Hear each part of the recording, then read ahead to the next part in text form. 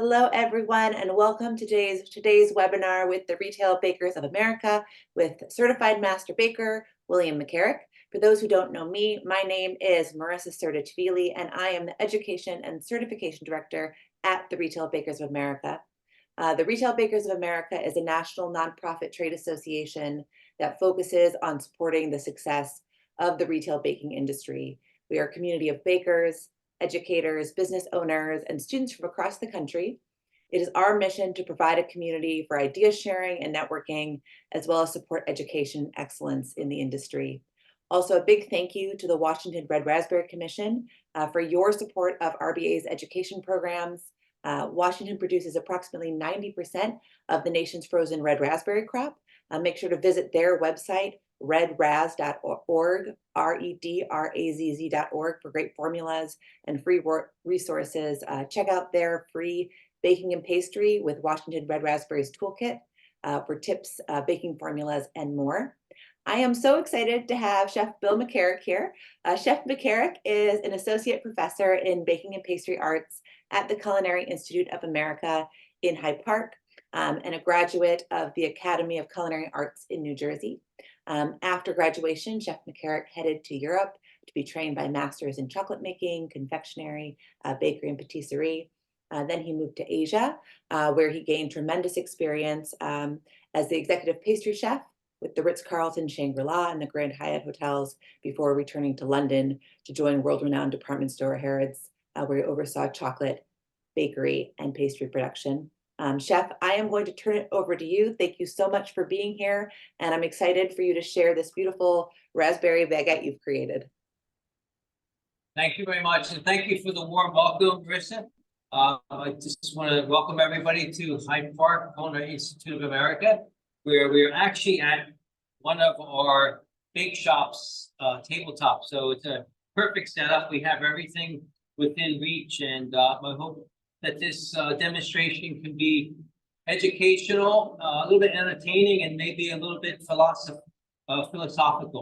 So the item I'm going to be demonstrating today, I'm going to take what would normally take over 24 hours and condense it into 1 hour's time. So if there's any questions along the way, by all means, please raise them in the chat, and I'll be happy to answer them. So first thing, pan to freeze.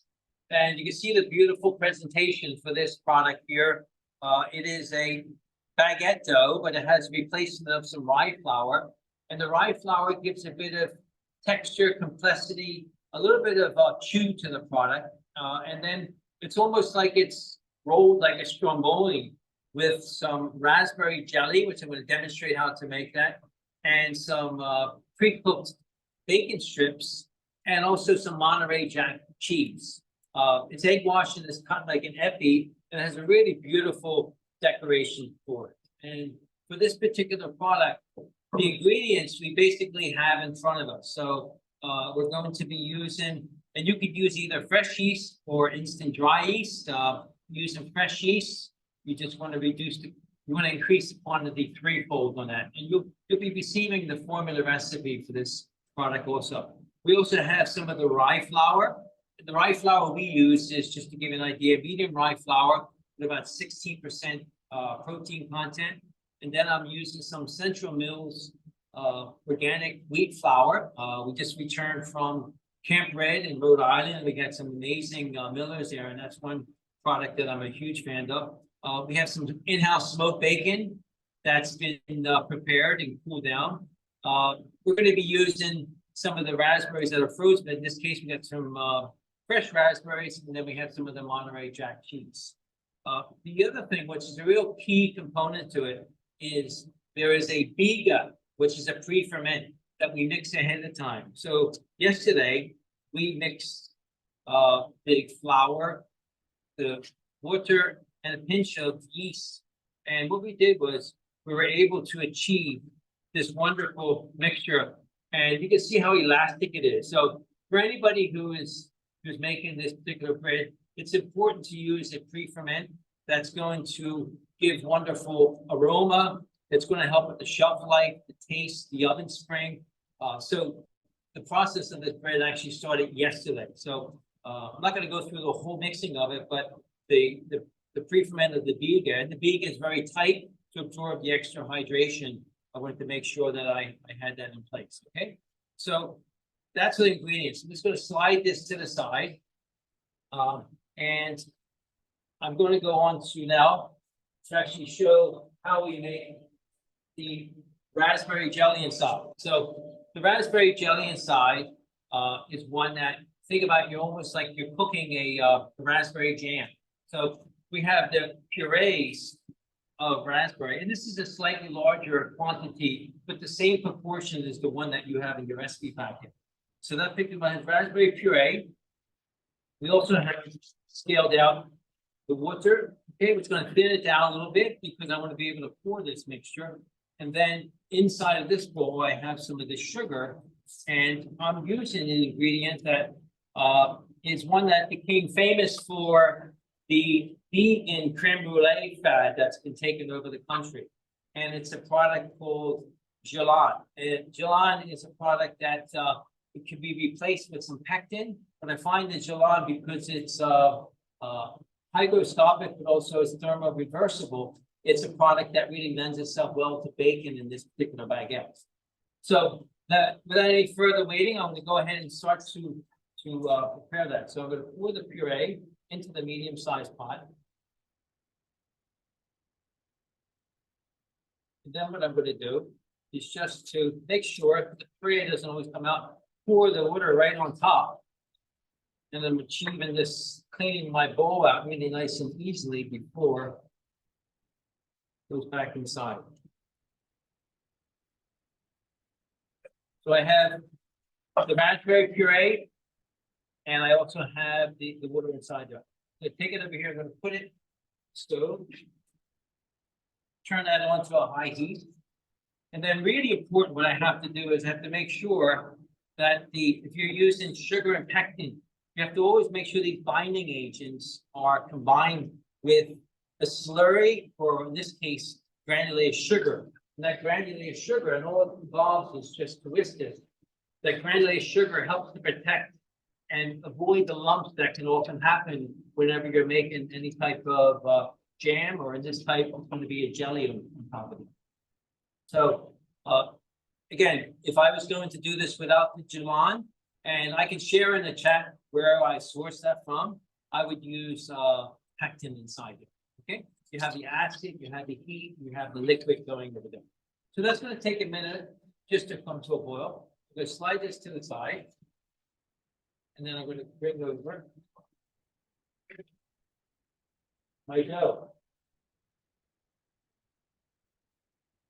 So it's almost like I'm on TV, where I have certain things prepared and ready to go, and other items we're going to make it on hand. So this is the batch, exact batch that you would have for your baguette, your rye with your baguette. And this one was made 10 o'clock this morning. So on the East Coast for 20 to 2. So it's been sitting, fermenting, giving its fold, and now it's sitting in the fridge resting. So I'm going to show you how I would go about dividing that. So for that one there, I'm not going to use gloves because it's not a finished product.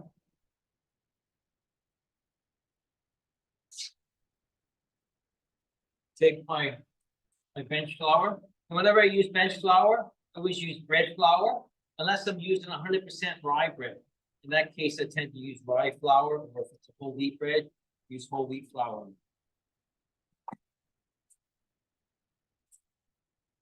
I know you can't see it from this side, but I have 3 of my outstanding students who are assisting me in this event today. And it's a great pleasure for me to see my students progress to where they are now participating and doing these presentation videos. So all of this work, I'm not going to take credit for. I'm going to share that with my student helpers who are here. Now I flip out the dough. Okay, you can see that dough has a nice sponginess on the top of it. Okay, so anytime I'm mixing a dough, it's important that I respect the temperatures of the dough. So ideally, I want a desired dough temperature of this one about 78 degrees Fahrenheit. This one came out of the mixer about 77 degrees this morning.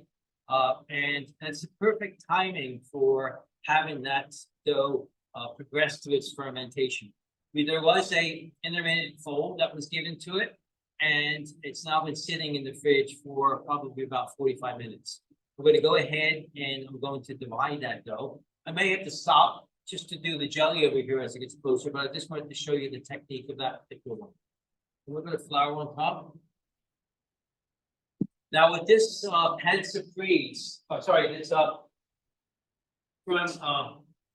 Boss fridge, you can make either baguettes or you can make individual rolls. The sample I showed you earlier was individual portion, with about 150 grams of it. For the baguettes, we tend to go with about 350 grams of it. So as I divide it, just want to put a little flour on top. Okay, and put it right in my pinch scraper.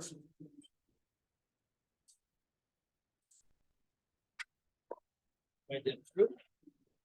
Could I have one of the wooden boards up here in place of the ingredients, please, Arissa? Try to cut it in piece. Remember, I'm dividing the baguettes. Make sure I get it to about 350 grams within 10 grams over there. Okay, and you can see the dough is nice and relaxed. Okay, the dough has good flexibility, good hydration to it. A little bit of blistering here. I'm not sure it kicked up in there. Just an infant trim, yeah. And then folding this one over to the side. This is a gentle pre-shape in the dough.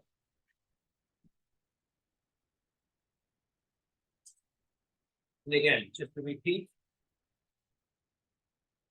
Thank you very much. A little flour on top. Great job. And we're going to portion out. We'll do some baguettes and we'll do some rolls. After.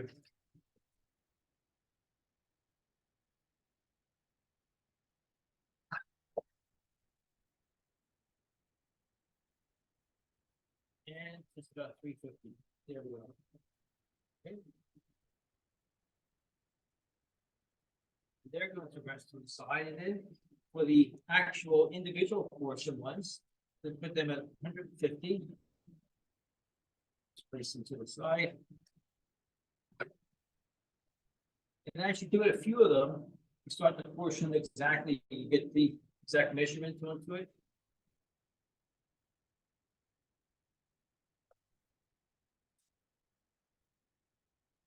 And this extra dough that we have on the side, we tend to keep it and reuse it again in the next batch of dough that we have as a preferment, which gives again a richness, a complexity, and it helps with the quality of your baked products. Okay, rest of it, 50. Finish that off. Excellent. So now we have our pre-shaped breads over here. Okay, we're going to place that to the side. Just going to cover that with a bag over there. Great to my station.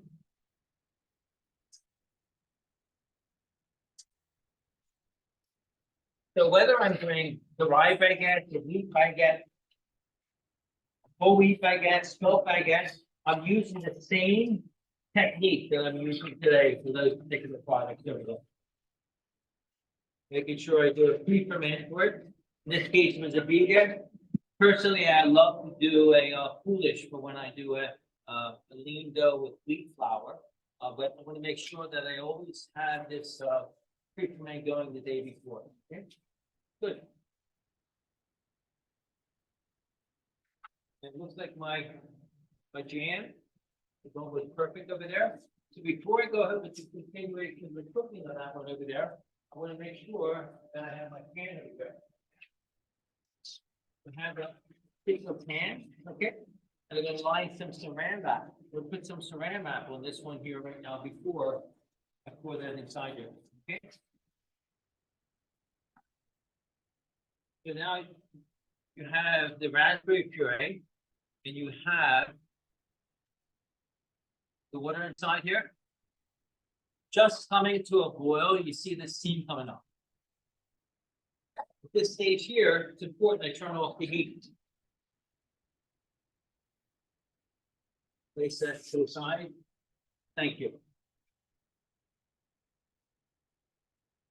I like to line inside of this pan just so it's easier to release. There's something else I like to use a little bit of Vaseline or pan grease just to release it after you've actually finished it. So now, ready to go. Over here.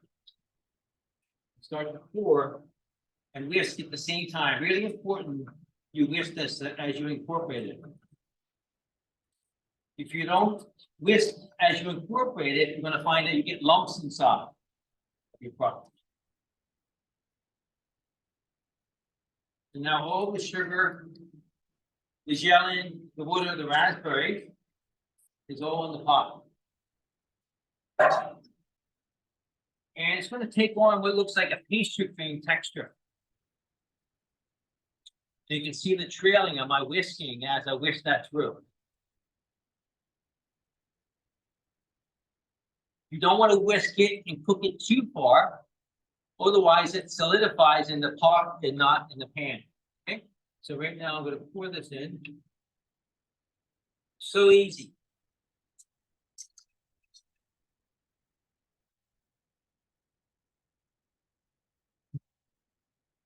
And then just let it seep over in the side. And now you just leave it to cool at room temperature. And then after it cools to room temperature, place it in the fridge overnight. Really important. You need a good 24 hours for this gellan to set up properly. Okay? Similar to the respect that you have to give if you use gelatin.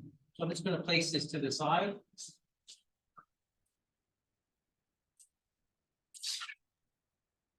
Chef, when making the jam there, what is the purpose of cooling it first before putting it in the fridge? What is the purpose of what? Letting it get to room temperature. Cooling it first before putting it in the fridge. Yes, because you want to cool it before you put it in the fridge, because if you place something that hot on the sheet tray in your fridge, the entire fridge will warm up, and whatever ingredients you have in there will tend to rise also in temperature.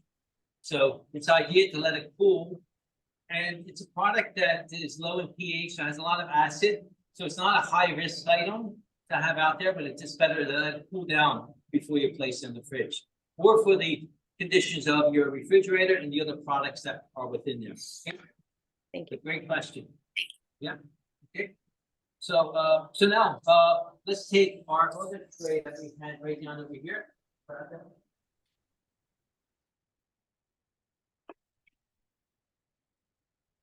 The magic of time frames.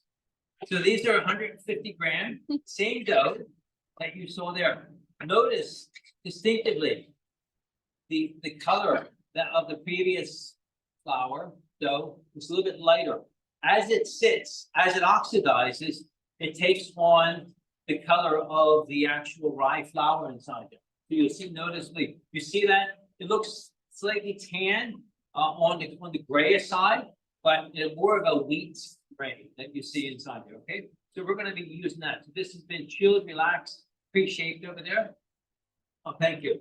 So we can compare them together. It's striking that they're the same exact recipe, but this one will have the same color just through time.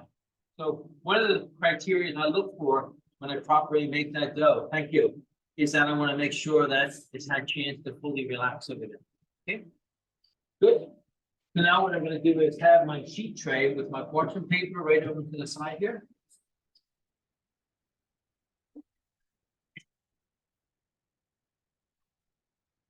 Then you can see, you notice the flexibility of the gellan. It has a nice rubber, but firm, but elastic texture to it. It's not like a brittle texture. It has a bit of strength and extensibility to it, and it really lends itself well for this particular product. Another use that you could use for this one is if you were doing croissant dough and replacing your pain au chocolat with maybe a raspberry baton made with this particular one. Or you can convert this particular recipe and place perhaps mango in there, right? Perhaps another flavor that you might be interested in, peach. So it lends itself really well to what I consider like pastry chef mentality. You know, in layering of entremets and petit fours, pastry chefs tend to do a lot of those layering inside there and use those products that you see here. So I guess it's my contribution to that. Okay. So I have a chef knife, and I'm going to again use the red lane spray. Just stops it from sticking on the side. And you can see you can get a nice slice, and it comes out. And that's a beautiful texture to it. So you can imagine how easy it is to handle with that one, okay? Right? I'm going to be doing 4 of these today. Place them to the side.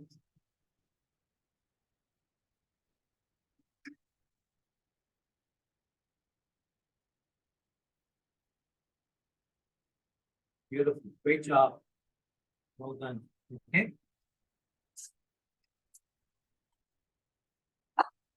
So then I have my dough. I have my raspberries. I'm also going to need some pre-cooked bacon. So bacon is optional. I personally find it gives a great complexity to the plate, and it's something that is a little bit controversial also among my colleagues here on campus. We've shared it, and I've gotten feedback on it, and the input of it has helped me to become closer to what the final product was.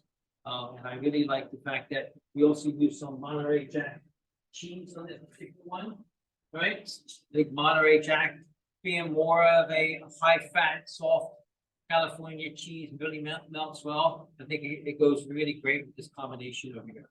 Okay, so let's build up our particular roll. So lightly floured station. I like to dip my dough in the flour itself and just gently pat it out. So I'm just looking for like a rectangular shape to it. So it's probably about 6.5, 7 inches on there. Okay. Put that over. Now take my strip of bacon. And what I do is I look for the best corner, the one that I can show off and stick out the side of it. So this one to me looks a little bit more attractive. And then I take the second one.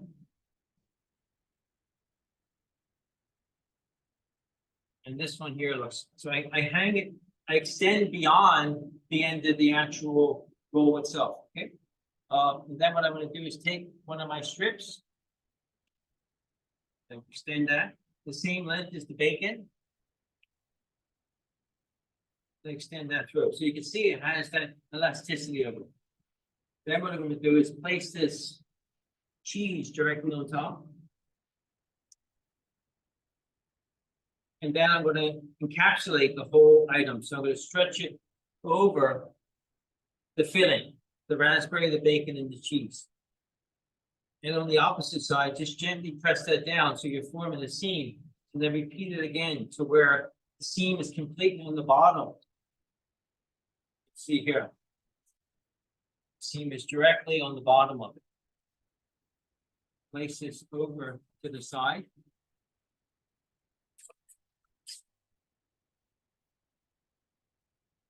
Now that I've done one, should be good at it. Do 3 at a time.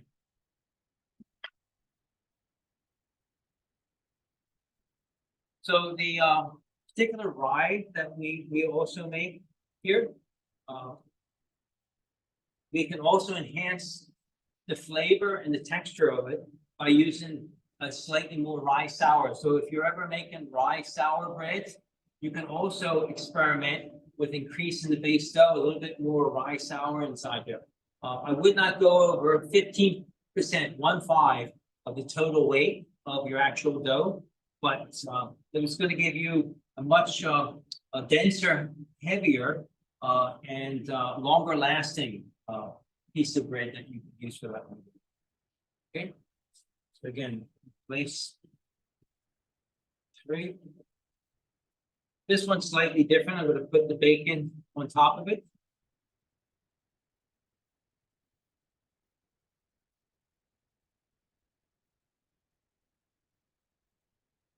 You can never have enough bacon, in my opinion. Good, and then I'm gonna top it up with some cheese here. Then continue to roll that up. Are there any questions that anybody might have so far about what we're doing? Or anything related to this? Please share them with me. I'd love to discuss that if you have any other questions for that particular one. So in my current, yes, Jeff, I was going to ask you what your creative process was in developing this product. Yep. So great question, Marissa. Thank you. The opportunity to present for Washington State Raspberry was a great honor. And I know that I'll give credit to yourself that we discussed items to do in there. And we were saying maybe we could go with something more on the savory side. And so the fact that raspberry is a great component for baked products, but it just allows you to kind of delve deeper into the whole ingredients that we're actually using, and not just in the bake shop, but in all kitchen. So just a matter of a process of elimination. Also, I have to admit, a little bit selfish on my side because I personally love raspberries, especially Washington State raspberries. I love bacon, I love cheese, and then you give me a baguette, and forget it. It's all set. So it just became a kind of a fine-tuning work, and the credit goes to my students in my class who took that concept further, and they were able to fine-tune and present the beautiful PowerPoint that was presented there. No credit to myself, it's my outstanding students who have done that, and it's my students who also made these particular products for there. So that was the process. It was going back and finding out where raspberries could be utilized without being vulgar or just putting unusual concept together. And I think it's something that really works, and I really hope that for those who are watching this, that they actually try this and give it give it their best shot. And I really believe that they will be appreciating that and enjoy that. So that was the process. We also had the question come through, did you try or do you think you could supplement prosciutto? And did you try any other cheeses as well? Yes. Yeah. I did try salami. I didn't try prosciutto, but I think prosciutto is a great item because it's more of a lean smoked pork product. And I think that would be almost like thin leather in a way, and give you a nice chew to it. So I think prosciutto would go really well with that one also. I did try salami, but I found that there was too much oil left on the tray from the fats coming out from the particular salami. And I felt bacon, just being its natural shape, really worked well and it came through on that. So that's where I was on that. But by all means, prosciutto, we're gonna write that down and try prosciutto. So now, great question, I appreciate that. So now we're going to slide this over and go to egg wash this one here. And we have a pastry brush that we're going to apply a thin layer of egg wash to that one also.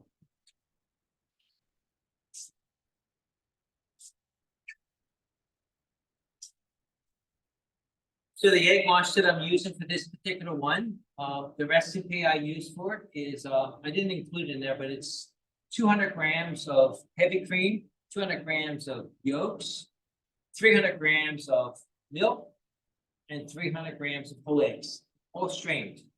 And it's one that is just a brilliant finishing egg wash that we have.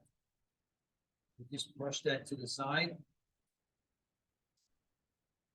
So as the dough is shaped, a little bit tight, you have to leave the dough relax before we're going to be baking this particular one off. The dough, because it was degassed, is going to have to go through additional proofing process just to extend, and then it'll be going into a hot oven with steam. And all that information is on the recipe pack. Okay, we got a beautiful egg wash on top. Okay. Then what I do is I put some more of the Monterey Jack cheese on top.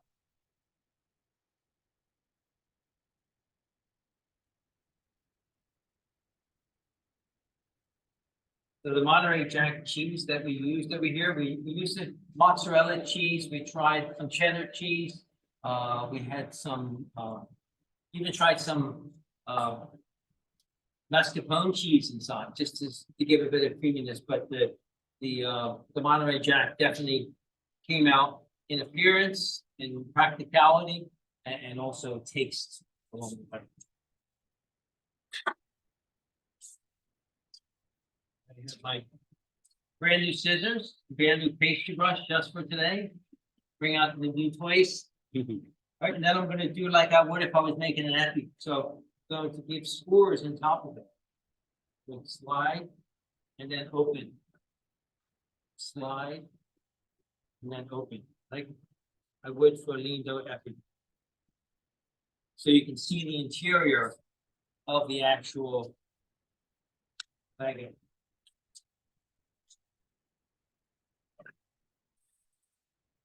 And I repeat that. The really important thing is to make sure you don't crowd the pan. I mean, I'm spoiled here because we have amazing ovens and deck ovens and spacing. You don't want to put more than what I have on the tray at a time, because what will happen is, as you're baking it, your product will steal the heat from the other product nearby if it's placed too closely together, and you won't get that same exact bake to it. So it's important to space it out. So always want to make sure you can see there's place for 2 more of that product in between here, because when it proofs and baked, you can see how the finished product becomes a lot larger over there. So we want to make sure that we don't place that on there. The other thing, which is really important, is because the filling tends to soften up and leak out into the tray. It almost softens like pan au chocolat will. You want to make sure that you use a flat sheet pan. Really important.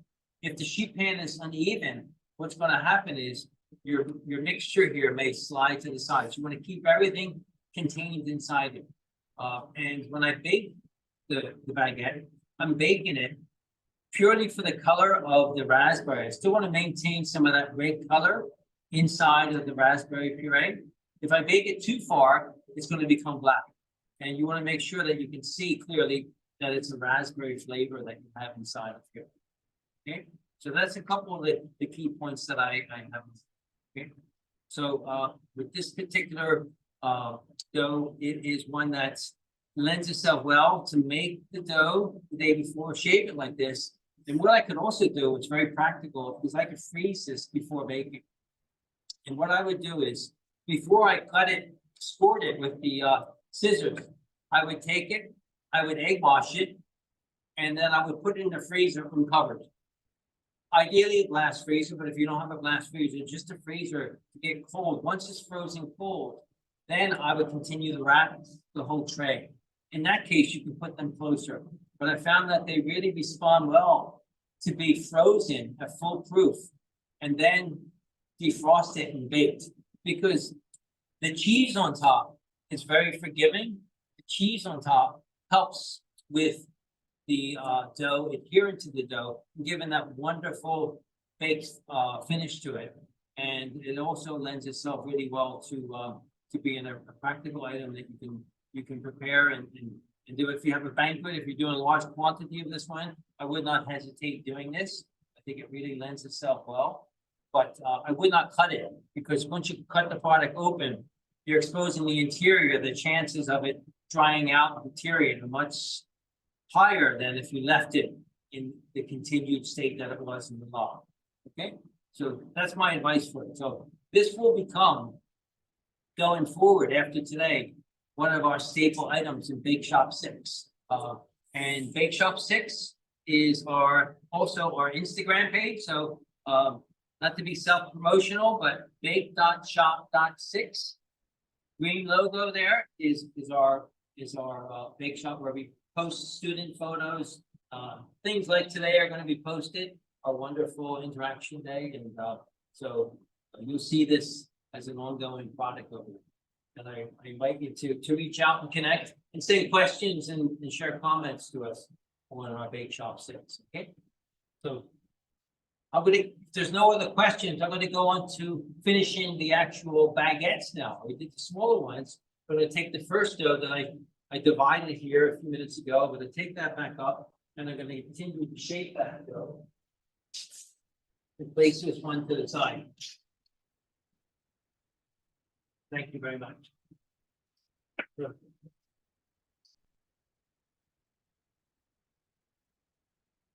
This one here we can put back in. Great, thank you. Okay, so here's the dough. Dough has had a chance to relax. So typically, my rule of thumb is always to take 20 minutes. 20 minutes time for when you divide it dough to you do your final shape on it. Gives you a chance for your gluten to fully relax inside there. So you can see the dough is relaxed right now. Okay, I'm gonna press that down, and there's about 86 different ways to shape a baguette, and any particular one is useful if you're comfortable with it. And it's the one that I show my students is the one that I learned from CNB. Deanne Adams. That technique is one that I stretch the dough, indent it, and then fill it with my my raspberry jam, or it could be just plain, but it really lends itself to shaping. So I'm going to place a few of those out.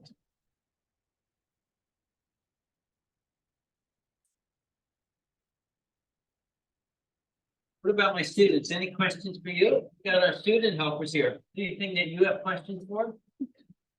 What did you find? What did you find to be exciting or challenging or difficult with this particular product? Anything?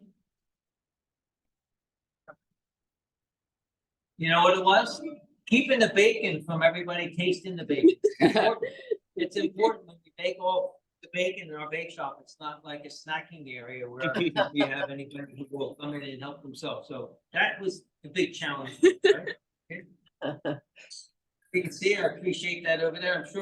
I'm sure a lot of our viewers here today will be feeling the same way, especially when it comes to something so aromatic as you bake it. Okay. Chef, we did have a question come through about freezing product. And we have Heather here on our call, and she asks, are there any other products that you found do well with the freeze at full proof than thawing and baking? Other products that lend themselves to that full proof than thawing and baking? Yes. So freezing and thawing is fantastic for, like, if you wanted to do, say, peppers, ratatouille peppers, slice of peppers. Always best to heat them off in the oven, sweat them off in the oven or in a pan, get some color for it, remove some of the moisture from it, and toss in a little bit of olive oil, maybe some grated sea salt and pepper. And in doing that, once they cool down, they're excellent for encasing and wrapping up, as opposed to using fresh peppers or fresh tomatoes, because of the water content tends to explode inside of the product. So you have to think about what happens to the product when it freezes. Other products that I would avoid using frozen, sometimes that we may put some egg-based products or custard-based products and bake them all fresh. But once you put them in the freezer, they defrost, they tend to break up and splinter. So think about like a quiche, wonderful quiche, then you freeze it, defrost it. Sometimes it gets that shardiness over there. So any inclusion in there, it's always best if it's going through the heating process. Like I would never use raw bacon in here. There's no way the raw bacon can cook fully or safely before serving that. And there'd be so much fat and oil inside this product that it'd be really unpleasant. So I make sure I bake those particular products over there. So think about peppers, any types of meats. I tend to cook them all first. Items that are really fantastic. Cheese is a great one. Cheese is very forgiving. It's a centerpiece.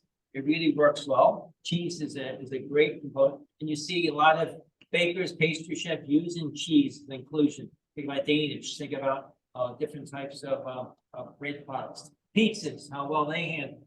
pizza, frozen item that has that, okay? So, and if you're going to use any type of, like sauce inside there, you have to think how it's gonna handle when it gets heated. Is it gonna turn into a liquid and run to the side, or is it gonna hold its shape inside there?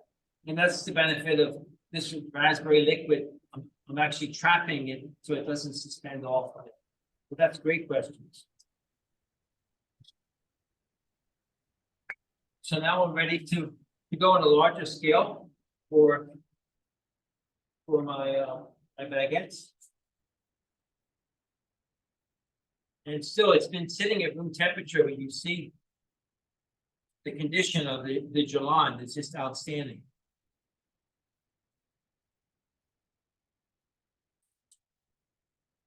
2, 4, 6, 7. Let's get one more. 8. Okay. Just extend out the baguette. Place to the side. Slight overlapping. Keep the square edge out.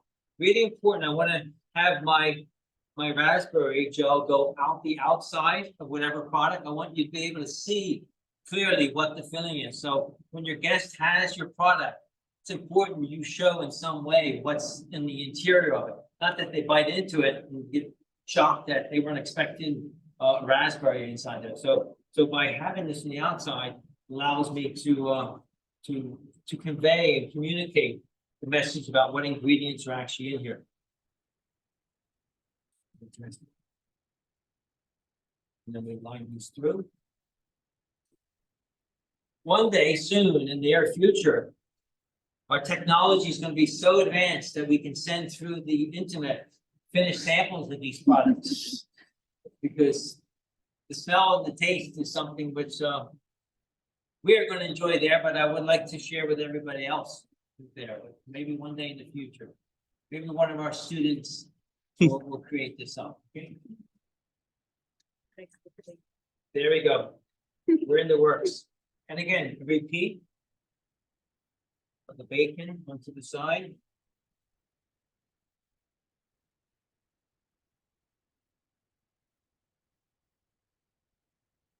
The other thing which is important with this particular dough, you notice that I don't have a lot of flour on the table. It's important that you do not load your station up with too much flour. The dough is not going to stick to it, okay? Just a light dusting of flour is all you need to. If too much flour, it's going to get trapped inside the filling here, and it's also going to be difficult for you to handle with that one. So just be aware of that one. Okay. Great.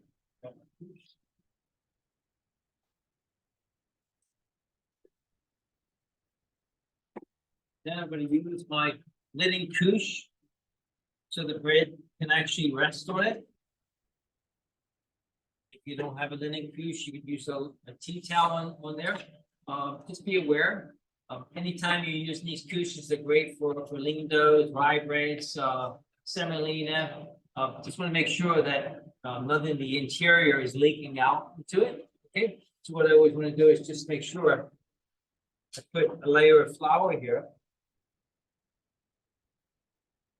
just as a protection for the couche itself. Make sure that we don't forget the bacon inside of here.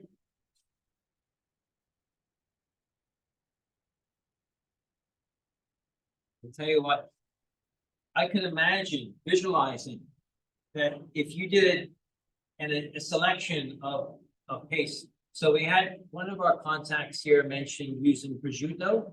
So you got prosciutto. Prosciutto would go wonderfully with mango. That's a great combination. Prosciutto and mango.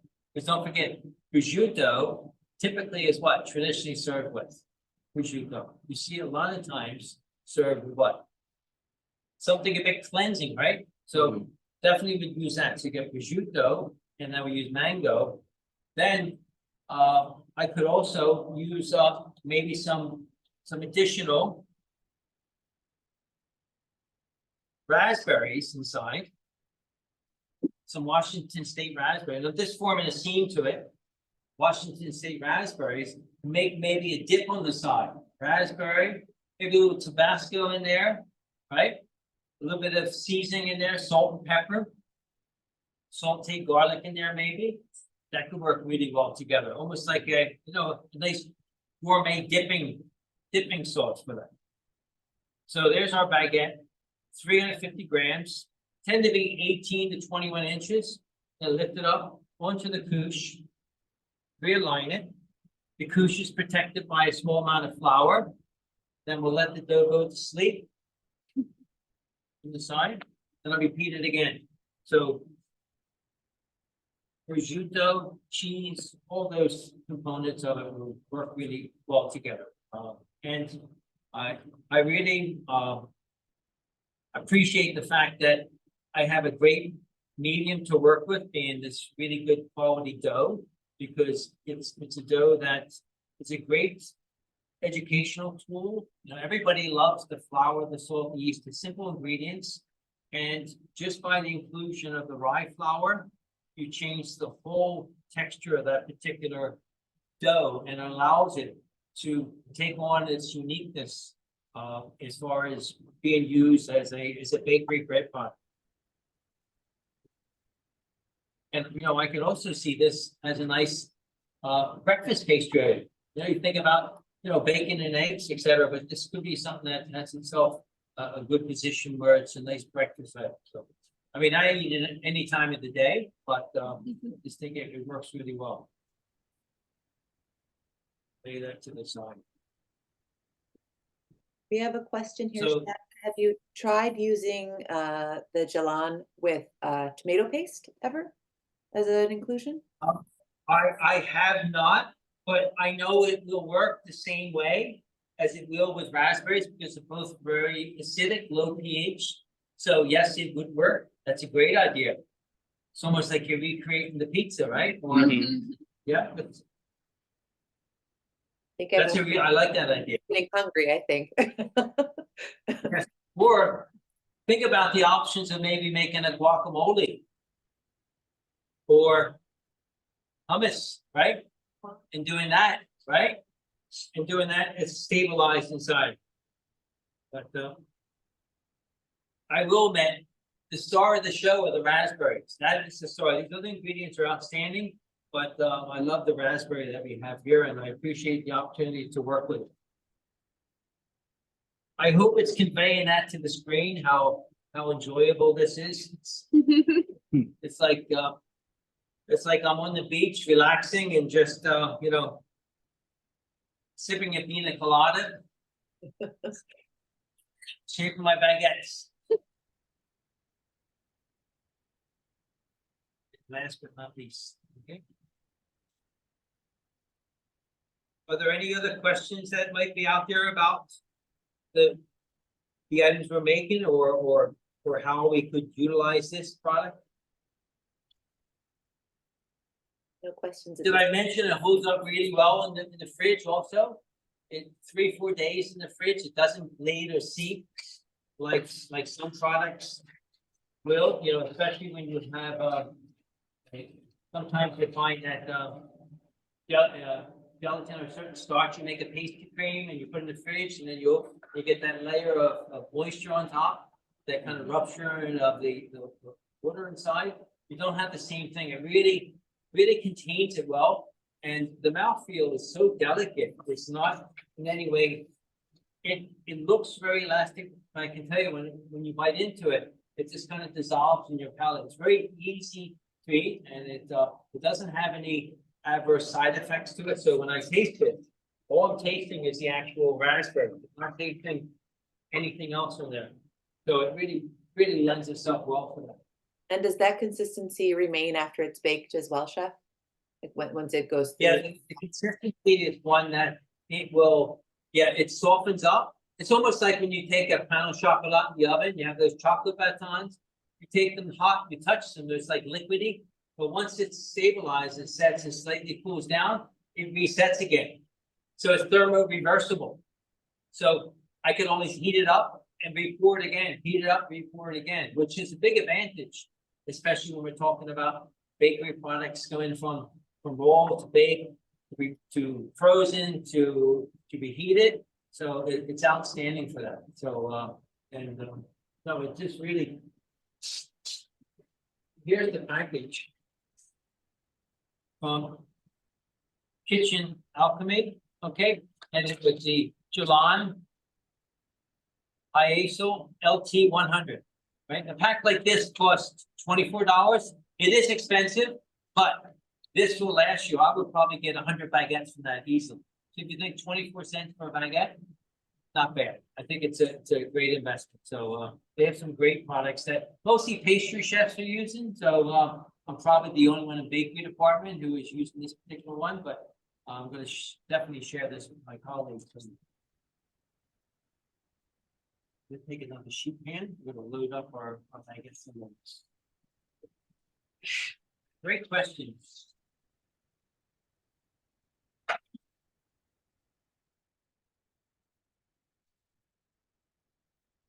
So the ingredients that we are using here are ones that we source many different types of flours and recently at Camp Red we met a lot of different millers from across the country, and they are sending samples on to us to try our particular products.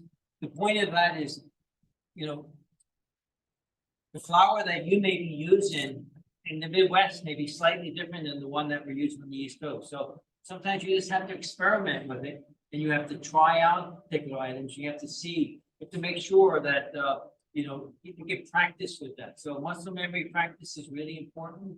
I have an unfair advantage that I do this every day, and I'm working with the students every day, so I get the feel of our particular doughs. Although it's a slightly different medium today, it's one that just practice what you're doing, and you're going to continually improve on that from there. And by all means, if I can be of any support to anybody who has questions about their bacon, send me a picture of your product, and I'll give you my feedback on trying out different things. Because here on campus we have 25 different bakers and pastry chefs, many CMBs, and it's extraordinary the conversations we have when we talk about gellan. We talk about the different rye flours. We talk about the different preferments. We talk about the different ovens, so many different things, the different tools we're using. All those things. It's totally evolving over there, and I think now is the best time ever for anybody, especially our students, to get involved in pastry and bakery, because the information is out there immediately. They can go on and follow their famous pastry shop in Melbourne, Australia, or watch a video on how chef works in Paris. So all the information is out there, and they are able to benefit from all that, and to see instantly. All those secrets that used to be held behind are now all out there. Sometimes there's too much information out there, and it's sometimes hard to decipher what's the really important things and the things that maybe you don't need to spend much time on. But okay, so I'm going to load up my baguettes. By the way, this is going to be our dinner tonight. Sorry.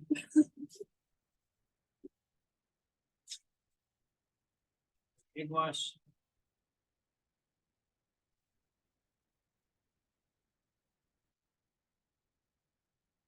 I did try just using the water squirt on there, but I found I prefer the egg on top. The egg gave a beautiful finish to it. Also added nutrition.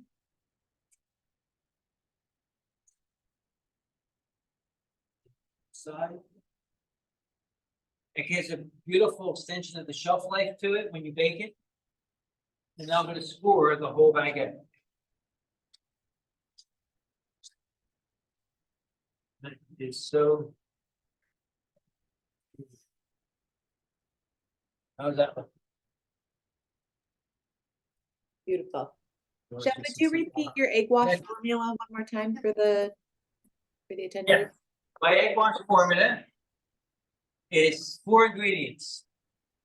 200 grams of yolks, 200 grams of heavy cream, 300 grams of whole eggs, and 300 grams of milk.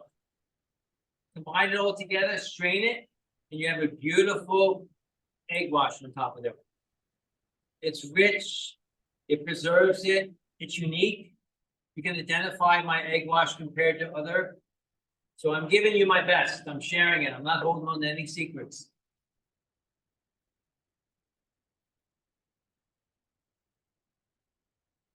What do you think? Beautiful, chef. So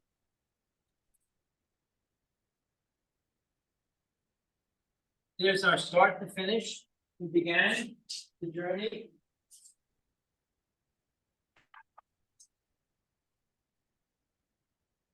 Just these ingredients. Okay, and now we have our finished product here. Okay, and you can also, we're going to be baking this all for our dinner tonight. The other two, I'm going to keep in the fridge overnight. When I keep open the fridge tomorrow morning when I come in, what's going to happen is that the dough, by sitting overnight, is going to have more blistering inside there. It's going to have bubbling, and it's going to have a bit more a chew to it also. So it's definitely going to lend itself. Perfect, thank you. It's going to lend itself really well. So it's interesting to see how that dough will react by being in the fridge overnight. So then all of a sudden it becomes a 3-day process. But really, really important. You don't want to skip on that first day, and it takes you 5 minutes to make your biga. Just mix your flour, and the recipe you have now, your flour in an airtight container.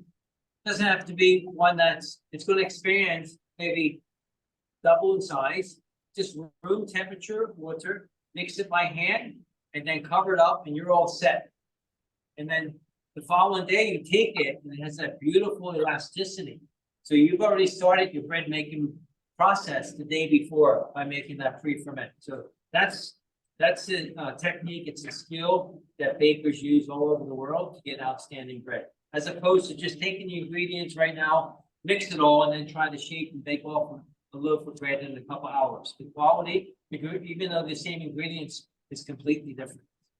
And the handling is also a little bit more difficult. Okay. All right. Thank you so much, Chef, for doing this and putting this together. It looks like an amazing product. I hope that everyone that watched will try it in their own bake shops or their homes. I sent out the formula, and reach out if you have any questions at all. Thank you also to all the student helpers at the Culinary Institute of America for helping McCarrick and making this possible. These are my student helpers, right? Krista, Remy, and Ali. Thank you so much, everybody. Thank you so much. And thank you for Thank you. everyone who attended. Make sure you Thanks for stopping by. retailbakersofamerica.org and our events tab for future events. Thank you, everybody.